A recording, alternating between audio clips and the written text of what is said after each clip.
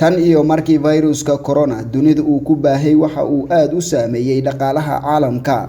Soomaaliya waxa ay ku jirtaa dalalka dunida uga dhaqaalaha yar, dadkeeduna ay halis ugu jiraan burbur dhaqaale ee ka dhalan kara viruskaas. Waxaana muddooyinkii ugu dambeeyay aad u deerinayay hay'adaha gargaarka. Soomaaliya ayaa ka mid ah dalalka bariga Afrika ee uu saameynta ballaaran ku yeeshay xanuunka faraha bacan ku haya guud ahaan dunida ee COVID-19.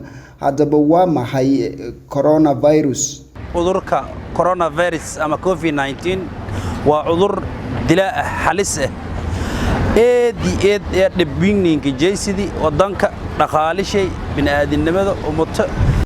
Baydhabo waxa ay ku jirtaa magaalooyinka dalkeena oo aad u saameeyay corona. Marka laga hadlayo dhinaca dhaqaalaha, dadka nolosha hoose ku nool lagama basheekeen karo caqabadaha ka haysta helitaanka nolol maalmeedka.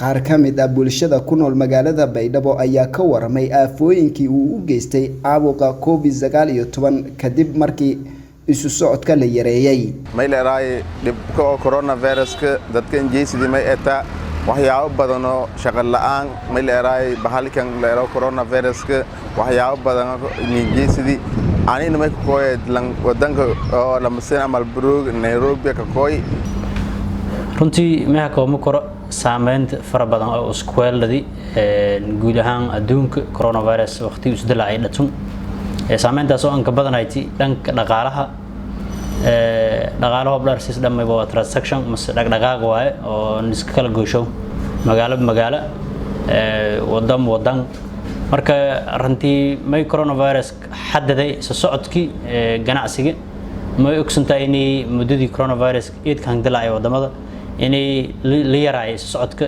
sadad. Bismillahir Rahmanir Rahim. Magacaygu Cabdiraxmaan Deeqaan oo jooga magaalada Baydhabo. Waxaan arday dhigtay iskuulka Ramadan Secondary School. Maxaa saameyn noo geystay cudurkan hadda socdo coronavirus. Saameyn aad iyo aad u weyn. Sanadkan wax u gudbileen form 4 hadda waa ka baaqana camal. Marka hadda waxa soo baran dhan weyn naga dhumeen. Saameyntu isku weelada COVID-19 bulshadan. waliba meel hore wala koomo ma qobdina dhaqaalaha wana erna waliba meel raay isu socodkii dhan hirimi diyaarado walaayala rooji ganacsiga nafsiga hoosandey walbarashada nafsiga dhinaca walbarashada wala iskoolaalka yali heeri walbarasho ma jarna macallimiintii ata dhaqaaligi hagalay bilkas ku gohay ardayda walbarasho meelahayan dhinaca kale oo caafimaad ahaan bulshada nafsiga saameyn badan ku leeyahay. COVID-19 waxa uu saameyn ku yeeshay bulshada ku nool magaalada Baydhabo ee caasimada ku meerigaar ku dawlad goboleedka Koonfur Galbeed. Waxaana gabi ahaanba muddadii COVID-19 uu jiray hakad galay soo socodka ganacsiga ama diyaaradaha iyo sidoo kale shacabkii oo kala fogaa. Taasi oo looga taxadirayay in lagu yareeyo caabuqa coronavirus oo ah caabuq dilaa ah oo saameyn ku yeeshay bulshada ku nool guud ahaan dalka Soomaaliya. Maxamed Aadan Soodaal TV-ga iyo raadiyaha dawlad goboleedka Soomaaliyeed ee Jubbaland magaalada Baydhabo.